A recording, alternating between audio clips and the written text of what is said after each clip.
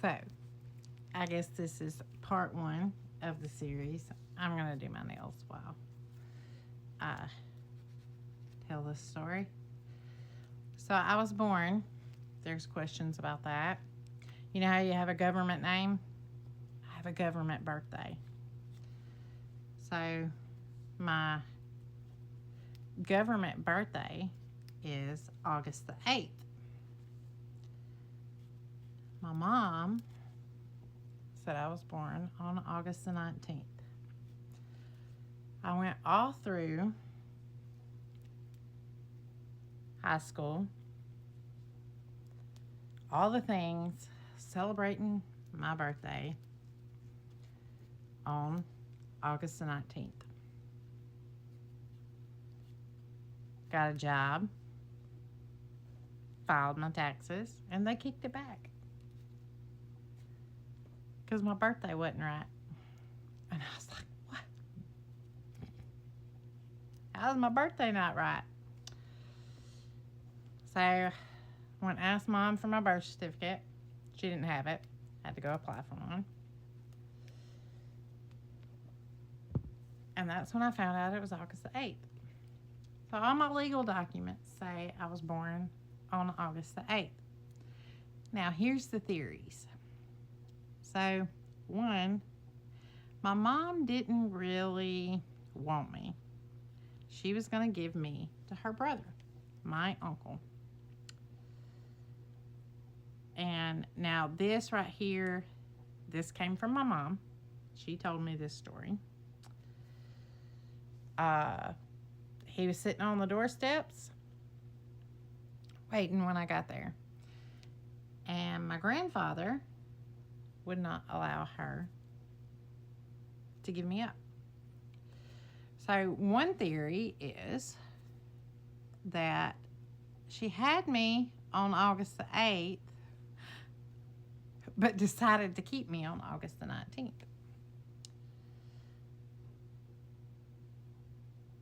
So my mother, God rest her soul, it took me a long time to realize that my mother could not love more than one person.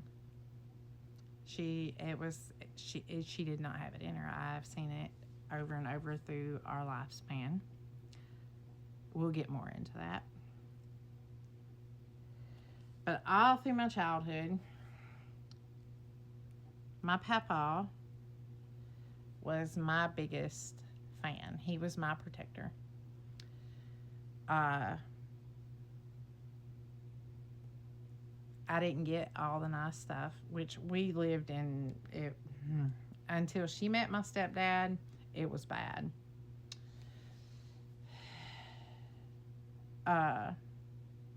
Well, my last stepdad. She was married several times. So, my real dad, he wasn't in the picture a lot. Didn't really want to be. I don't guess. I don't know. I can only speak from my experience and my view of it. It felt like as a child he didn't. He had a new family. They had kids. Him and my mom divorced when I was a year old. So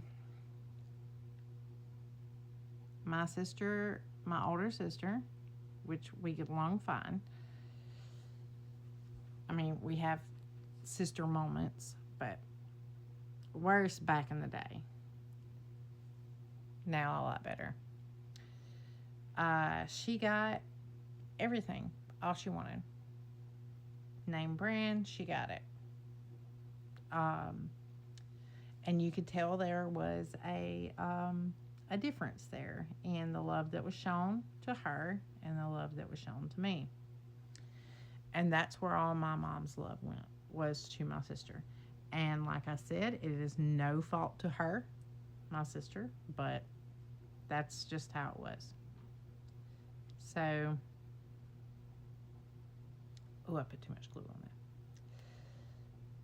So, I rocked on, rocked on. She was married to a man. That was horrible. He was terrible. And she would peddle, how can I say this? From Texas to Louisiana. And so we was left with him. Well, he would lock us in the closet, me and my sister, for the whole weekend. And that's where we went to the bathroom and did all the things, you know. We stayed in the closet till it was time for her to come home. She did not believe us. And I remember one time he had a paddle. It was in the shape of his hand. It was a piece of wood, and it had holes in it. And one side had my name on it, and one side had my sister's name on it. And every time he would beat us, not whip, beat, he would score it. And I had a hernia when I was little and had to have surgery. And back then you could whip your kids, okay? So the doctor said that I could not be whipped on the butt because of this surgery. So I will never forget my mom sitting there in her little white guinea, her gown. I can show it to you. I have it. Surprisingly.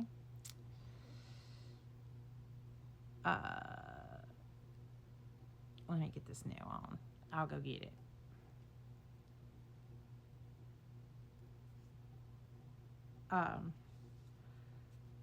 Begging him not to whip me. And I had to lay my hands across the bed for him to beat my hands with this paddle. He is since dead. Hold on a second, let me go get the gown. Okay, back. This is the gown. Them old school ones. When I'm really nervous and anxious, I sit here and rub it. But she didn't want him doing that because I had to go to school. And the teachers would know. So I didn't go to school for a while. And my surgery was used as the excuse. So, rocked on. She finally left him. The abuse got so bad, she left him. And that's when her partying got really bad. And we would go from house to house to house, just partying. Her partying. And us just sitting there, not having nothing to eat. And I can remember, like, all the fruit would be full of alcohol, and we would get the chip bags and crumble them up, and what was left over of the dip containers, and that's what we would eat. And then she met my stepdad. Things got better because he became my protector. My papa was still there, but he became my protector. And he had no clue all this stuff had went on, and there was more abuse from him and more things like that she made us do. But once she met my stepdad, it did get better for us. So that's the first part, kind of explains my birthday and a little bit of what we went through, and I'm not even 8 yet.